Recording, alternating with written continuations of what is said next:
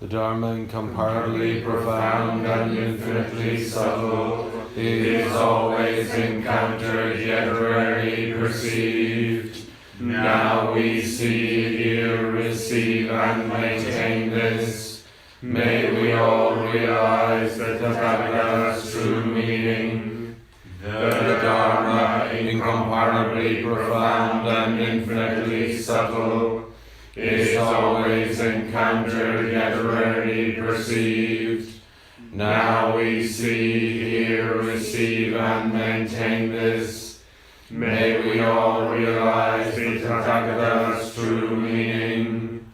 The Dharma, incomparably profound and infinitely subtle, is always encountered yet rarely perceived. Now we see, hear, receive, and maintain this. May we all realize the Tathagata's true meaning.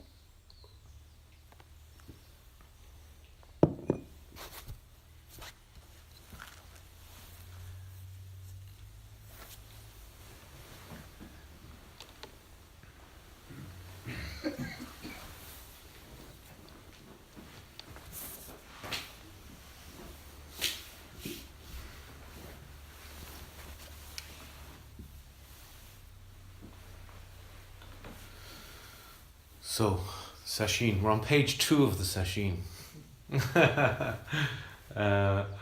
So we turned to page this morning. I want to continue today talking for a few minutes about the Platform Sutra, of the sixth ancestors, great sutra from the 7th century.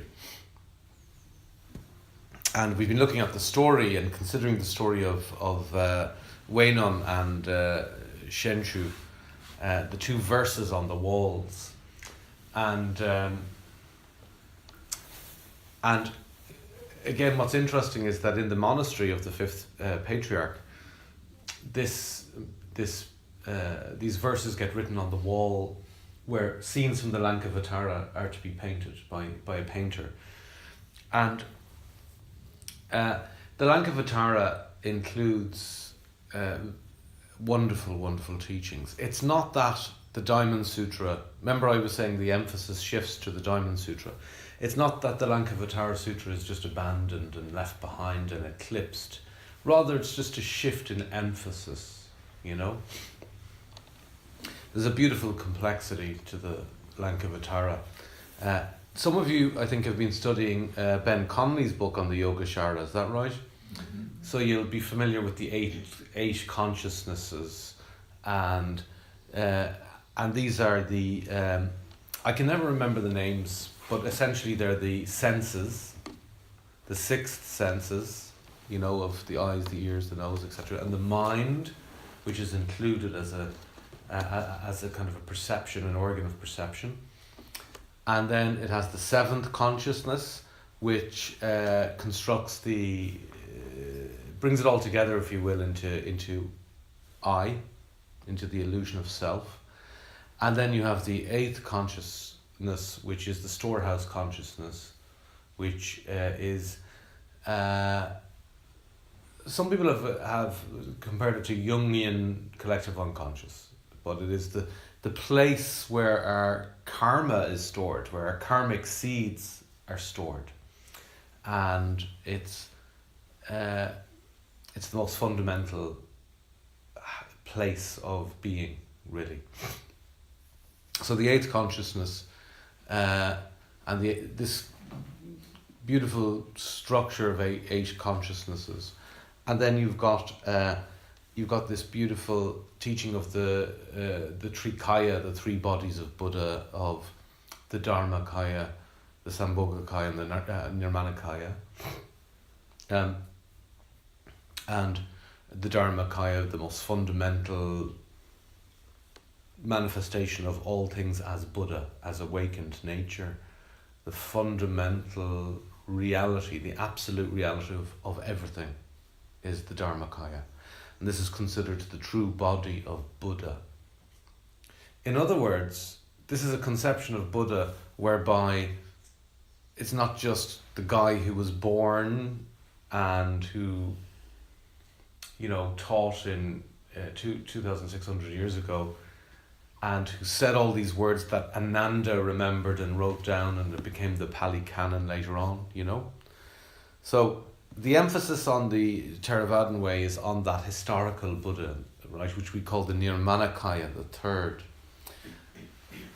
But Mahayana sutras and Mahayana teachings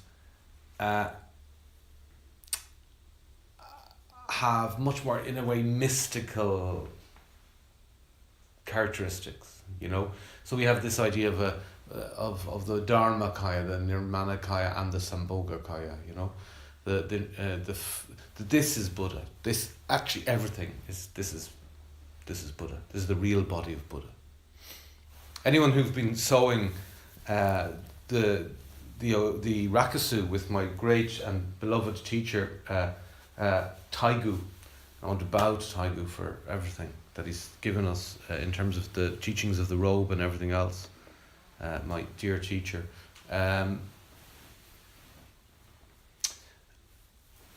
Those who've been following Master Taigu will see at the end of one of his films on how to sew the rakusu, he says he talks about the rakusu as reality itself, and he says this is the real kesa, this is the real okesa, and this is a very beautiful and profound teaching, that all this is the real Buddha, the real kesa. So you get this deeper understanding of Buddha, of what Buddha is. And the Sambhogakaya, typical of Mahayana sutras, where you get Buddhas appearing in different dimensions of reality, different Buddha fields, different manifestations of light, and with incredible powers, and all this, the kind of the mystical body, the enjoyment body of Buddha, as they call it. And this is the Sambhogakaya. And then, of course, the Nirmanakaya is the historical Buddha who came and taught in this Buddha field, this universe. The understanding being that there are many, many infinite universes and Buddha fields, and each one has a Buddha for a particular age within that universe. I think Shakyamuni and the early Mahayana teachers would have really loved modern physics. Not that I know anything about it, I don't really, but I keep reading things in newspapers and hearing stuff on radio about, alternative universes and parallel universes.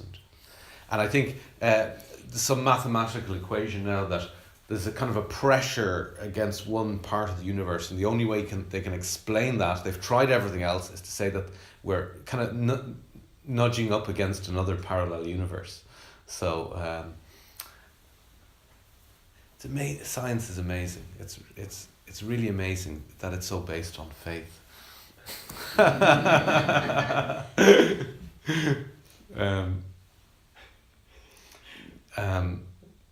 On parallel universes, etc. Okay. Something that isn't directly empirically observable is still posited, like subatomic theory, etc.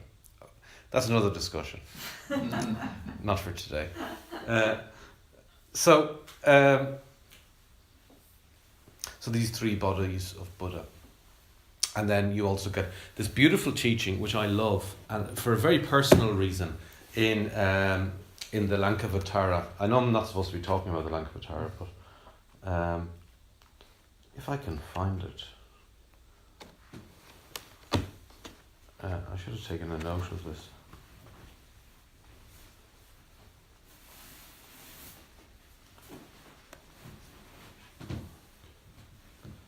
It's to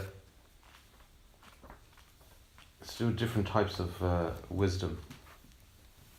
It's probably in the... Is it an Indian text, Myozan? It is, yeah. Bodhidharma is reputed to have brought it with him when he came to China, and handed it to his disciple and said, "Everything you need to know is here." Oh, I think this is in the chapter on samadhi.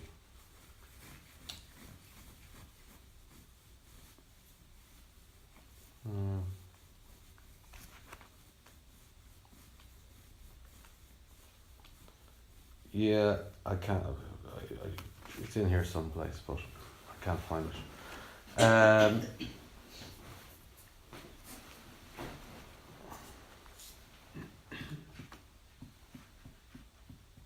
Oh yeah, here it is, I think.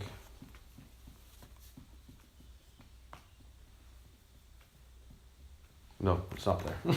Anyway, it's something to do with the four types of wisdom in the Lankavatara as well. And one is the wisdom that sees things exactly as they are.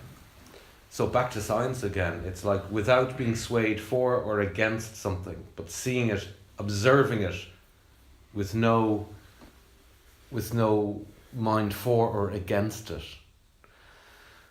And I was hoping to get the actual technical term from the Lankavatara just to share with you, but I can't remember what it is. And this is, of course, if we see things with a mind that isn't for or against us, then we really see them. We actually see them. And we know this in our own, living our own life, that we have situations that sometimes we're part of the problem. In fact, we usually are. You know, when we're having an argument with people, we think, well, that bastard, it's his fault, it's her fault, whatever. But actually it's also my fault. And we don't see that because we view things, we filter things through self, this illusory self. So if we can see things with this type of prajna, we see things as they are rather than as we warp them and manipulate them. In a way, it's like observing, observing things with a dispassionate heart and mind. But these four types of wisdom, another type of wisdom is that the innate wisdom of the body, that the eye sees, it doesn't need to learn to see. This kind of innate wisdom, that the ear hears, it doesn't need to be taught. It's not based on any kind of book learning. It is a natural luminosity of wisdom. And the one that interests me is the one that sees beyond these kind of dualities between big and small. That this tiny pebble and this rock have an equivalence beyond big and small. And the reason that particular wisdom which is outlined in the Lankavataras means a lot to me is because one of my early retreats, that was my feeling of awakening, basically. Do you know that we were out doing kinin outside, and I was walking by. It was in Ben Burb, where I used to go on retreats with the Black Mountains Zen Centre, lovely Sangha up in Belfast, and Ben Burb is it Tyrone or Fermanagh? I can't remember. Armagh. Is it in Armagh? Yeah, it's in Armagh.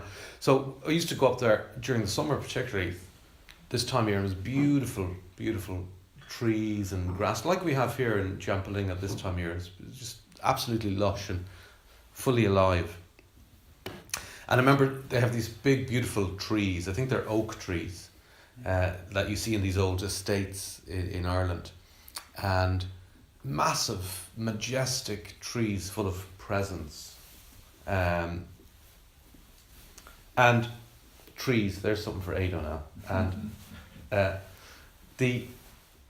and then beside the trees and growing around are, little flowers, tiny little flowers. And then in the distance they had got there was some windmills, generating sustainable electricity. Wind turbines, yeah, thanks. And I had this beyond words experience that the trees were very small and the flowers were absolutely massive, were huge, infinitely big. And this is seeing into the nature of things in themselves. I didn't know that at the time. Do you know what I mean? But that is a direct seeing into the nature of things. And this is, I only read the Lankavatara recently, where I got a shock because it described that that insight or that experience. And so anyway, this is just, there are many kenshos, there are many awakenings, there are many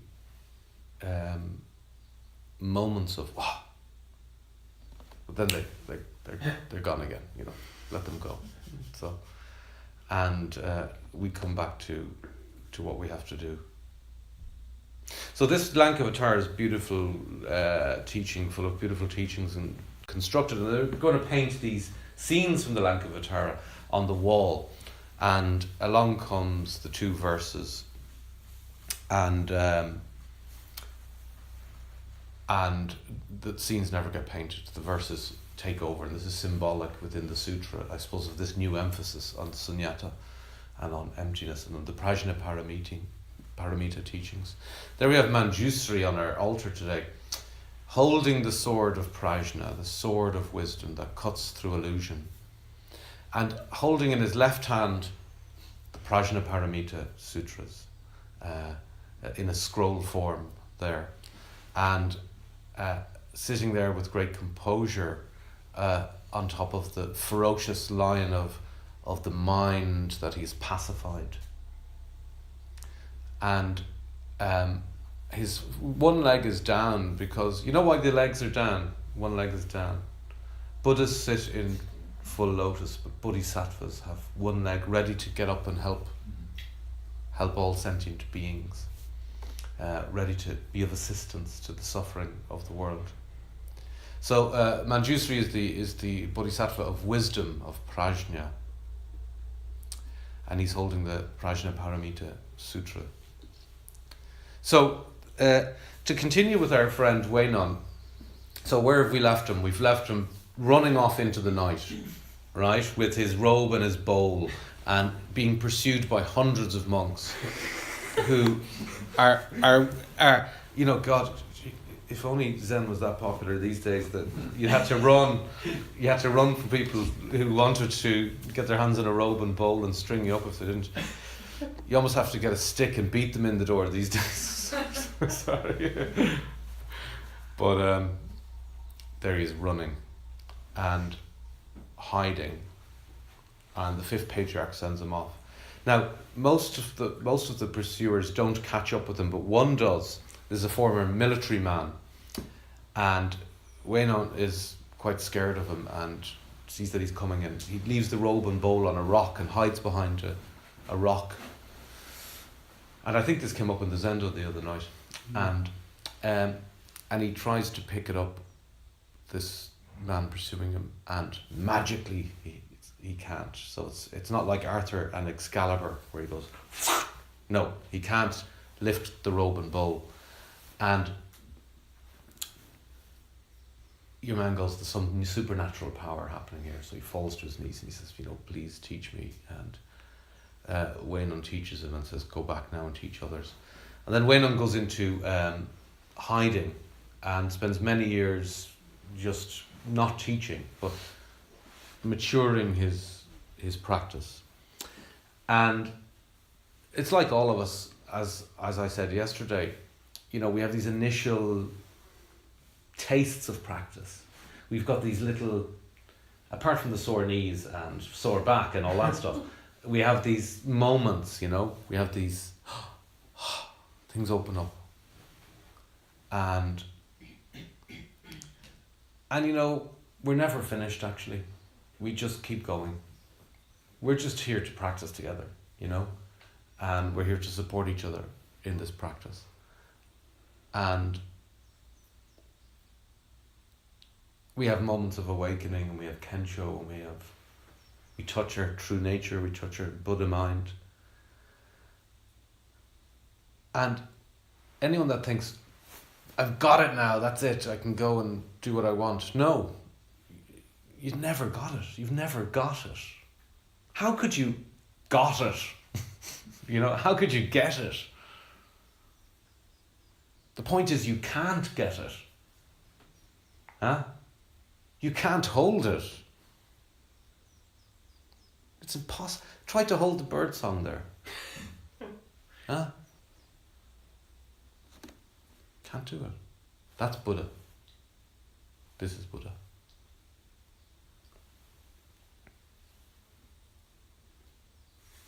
Anyway, Waynung eventually starts to teach, and he starts teaching the southern school in the southern way of sudden enlightenment. Bang! You're awake. So this sudden school, having just grossly oversimplified the whole teaching, is really about direct perception of things as they are. So it's a much more simpler understanding than all this kind of study complexity, which is so beautiful as well that we see in the Lankavatara. But the Diamond Sutra becomes very popular because it can be memorized as well. It can be recited in a single sitting and chanted. And it has these teachings, these precious teachings. You have to remember as well that many monks were illiterate. In fact, what's amazing in 2018 here in Bonboy in County Cavan, and people like us probably are better read about Buddhism than any medieval monk, almost, apart from people like Dogen and the great masters. But most monks were pretty illiterate, not uneducated people. And all of you have read much more about Buddhism than any of them. But who cares? It's not a Buddha off. Like a bake off, And there's so many sutras. I think Shodo Harada, I don't know where he gets his number, but he says there's something like 5,046 sutras. The point is not to read sutras. No. Particularly in the Zen school. The point is to practice. The point is to see directly into the nature of things. So how do we have this sudden awakening? Well, by gradually practicing, Now, this isn't the way it was for Waynung at all. Waynung's pounding his rice down in the back room, and he's having heard, as a younger person, a line from the Diamond Sutra. That was enough. Traditionally, he would have been seen as having, amazing karma for this to have happened. Most of us don't have that. We have to work hard. But Wainam doesn't even sit zazen. He's not allowed to sit with the monks. He's down pounding rice. This was enough for him. So, classically, the understanding is that it takes kalpas to become a Buddha. It takes a long, long, long, long time. Kalpas, incredibly, unimaginable long period of time. And we know from the Jataka tales, I think they're called, the tales of Buddha as a bodhisattva before he was an enlightened Buddha. It's a style of literature in Asia. There's many stories of the Buddha as he was before he was a Buddha, as a bodhisattva. As an animal allowing himself to be eaten to feed the starving. Do you know some of the tales, Marianne? I've heard of them, but I wouldn't know them. Yeah. I've never read them. Hans, a Dharma brother of mine, gave a talk on them once, and I found it really interesting. He studies them. You know Hans. Some of you know Hans from here, and he was here when Brad was here, when Brad Warner was here as well. So this is the understanding that it takes many lifetimes to become a Buddha.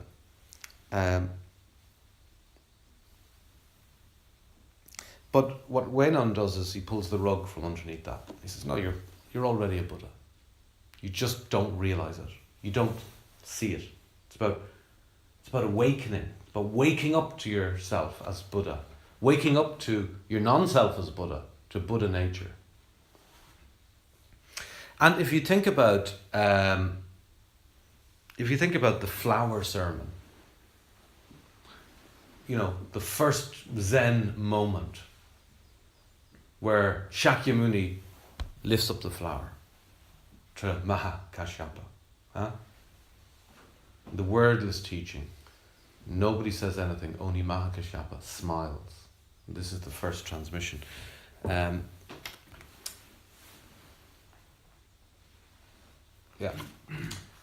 Vulture Peak, the Buddha held out a flower, and his disciple Mahakashyapa smiled, and the Buddha said, I have the true Dharma eye, the marvelous mind of Nirvana, the true form of the formless, and the subtle Dharma gate, independent of words and transmitted beyond doctrine. Thus I have entrusted to you, Mahakashyapa. So, in the flower sermon, Buddha begins the Zen way, begins this direct teaching, which Weinong is kind of tapping into in the Platform Sutra. And so what's being transmitted? What's being taught here in this flower? Could be a flower, could be like, there you go. Huh? That's it. I better not use Connor's mobile phone because that's not the Dharma, this is the Dharma. Here we have an Apple iPhone. There you go, Mahakashyapa.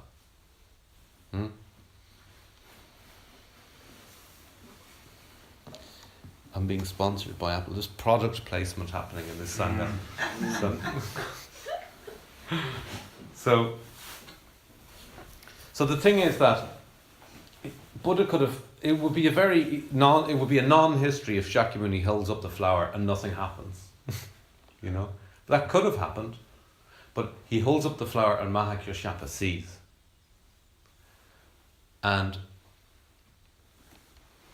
in a way, the flower is incidental. But it is the seeing that is it. It is the sword has cut through the veil of illusion. There it is. This can happen at any moment. Unawares. So Sesshin fills up a glass of water for the Dharma talk, and she gets the glass right up to the top, and then if she adds another drop, maybe nothing happens, and then another drop, maybe nothing happens, and then she adds one more drop and it overflows.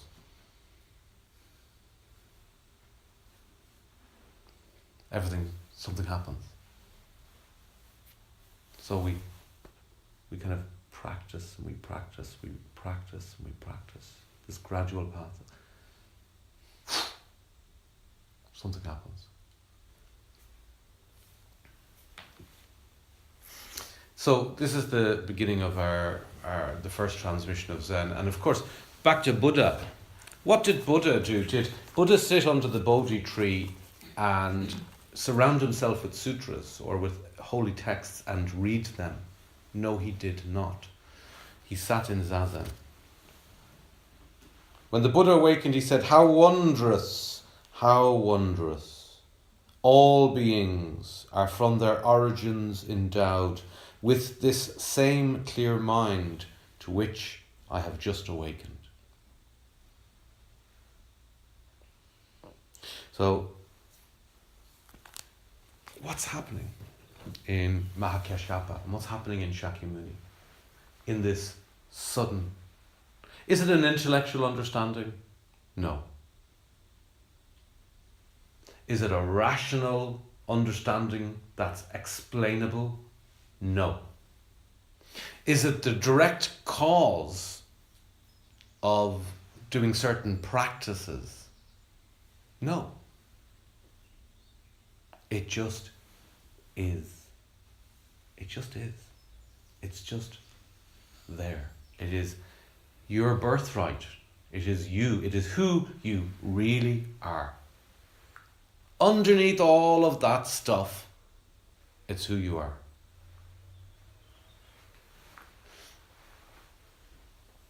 This is the realization. So, the sixth patriarch is doing nothing different. The sixth patriarch is doing what Buddha did and is doing what Mahakasyapa experienced.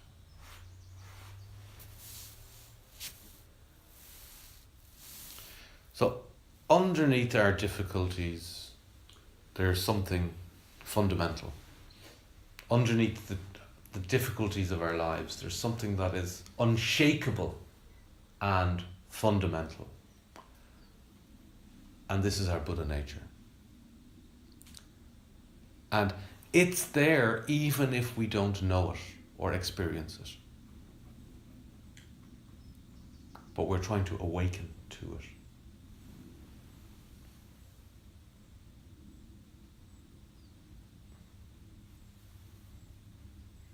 So what is this life you're living? Patrick and Sesshin and Magda and everyone. What is this life? Think of everything. Think of all the stuff in your life. Think of your relationships and your personal history and where you live and how you came to live there and your friendships, people that you've loved that have died, the things you want and are trying to achieve for you and your family or loved ones or just for yourself in your own life, and something's always blocking the way. You can't just get that.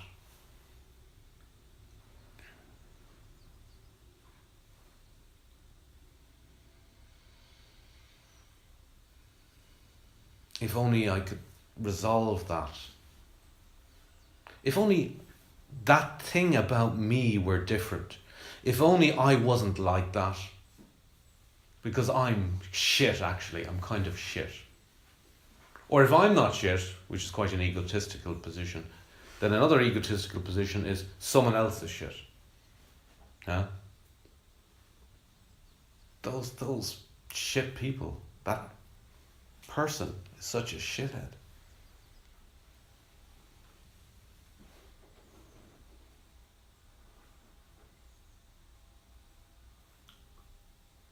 The things we want to achieve with our lives, the things we dream about and fantasize about, our deepest desires for our life.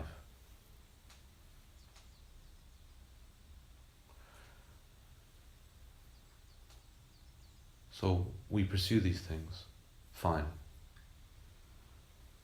Can we pursue them with no attachment?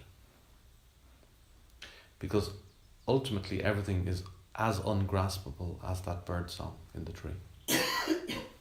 Or that cough from flow. Gone. Can't be held on to.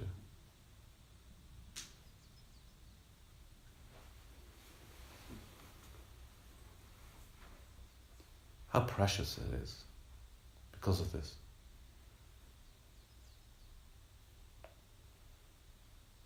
So, the difficulties that we have, the things we think are horrible about our life, that are shitter about our life, these are our life.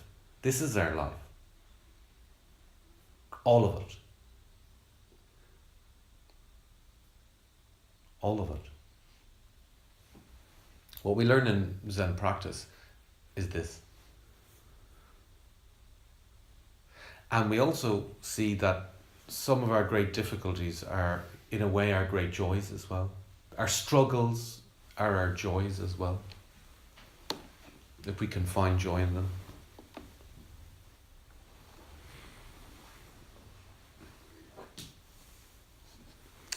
So, who's going to do that for you?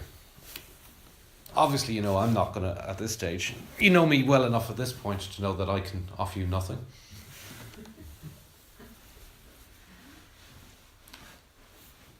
Maybe you could go and find a better enlightened teacher over in the big house. Or to Rinpoche. Or maybe you could live there for a year, work with him, see how it works out. Or maybe you could go to the Zendo down the road. Then you could join a cult or something, if that didn't work out. Give all your money away. No. So no one's going to sort this out for you. Or for me. No one's going to sort it out for me or you. It's your responsibility.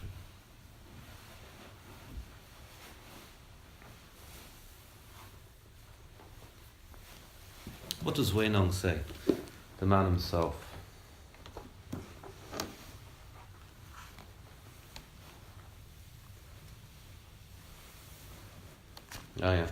The robe is an embodiment of trust that has been handed down from one generation to the next. But the Dharma is transmitted from mind to mind and must be realized by people themselves.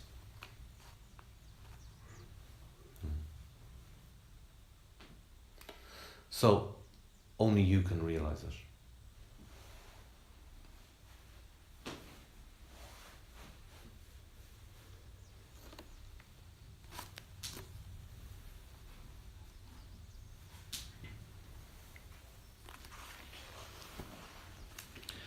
So, how do we find this prajna?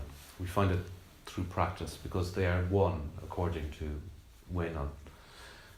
Practice and enlightenment are one. Don't make the mistake of thinking that meditation, what we've been doing here, and wisdom are separate. Meditation and wisdom are of one essence, not two. So you are manifesting your prajna when you're, in zazen. But of course, Wei Nong realizes that zazen continues when you get off the cushion. And that your life is zazen. That what we're doing here is sitting in formal zazen. But if you're not bringing that attitude and commitment to your life, then it's a waste of time. Then don't do it. Give it up. The commitment of zazen, this wisdom, this prajna and samadhi, they are one. So bring that with you into everything you do. So, into everything you do, be it cleaning the sand on the hackle box, or serving the food, or being served, One thing I realised in recent years, my aunt is a Catholic nun, and we were at a family gathering or a social gathering, and do you know these people at family events or parties who kind of serve the drinks and they're all busy and they're doing the washing up and they're doing all that, right? Some people are wonderful because they do this out of being helpful and kindness, and other people don't do it as a manifestation of ego. You know, look at me, I'm doing the washing up. Or don't look at me. Oh, who did all the washing up? Oh, you did all the washing up. Thank you so much. Thank you. Oh, wow, you're wonderful. So, the person who appears to be humble can be quite the contrary, and the person who appears to be, a bit egocentric sometimes is not like that at all.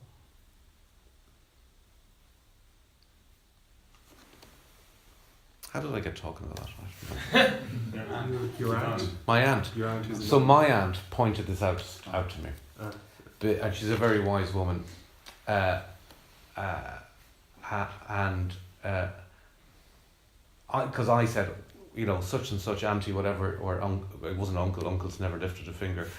It was auntie. Someone did all the washing up, or it was Mrs. Someone did all the washing up, and she said, well. And she pointed that out, and I thought she was right. I could see it, but I hadn't seen it before. Practice and enlightenment. Yes, so it came out of that, bringing the correct spirit, the correct attitude to things. I had more things to say, but I guess I have another Dharma talk tomorrow. So. Yeah, let's chant.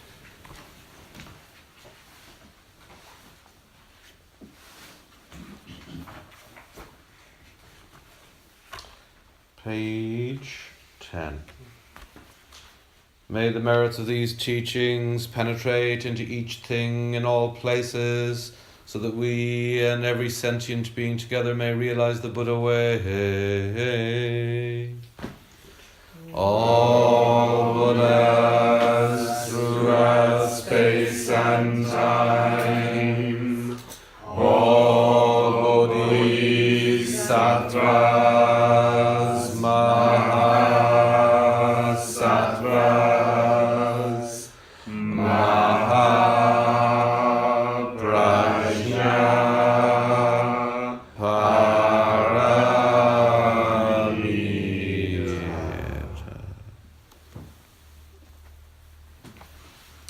So let's go outside and have some kinnin.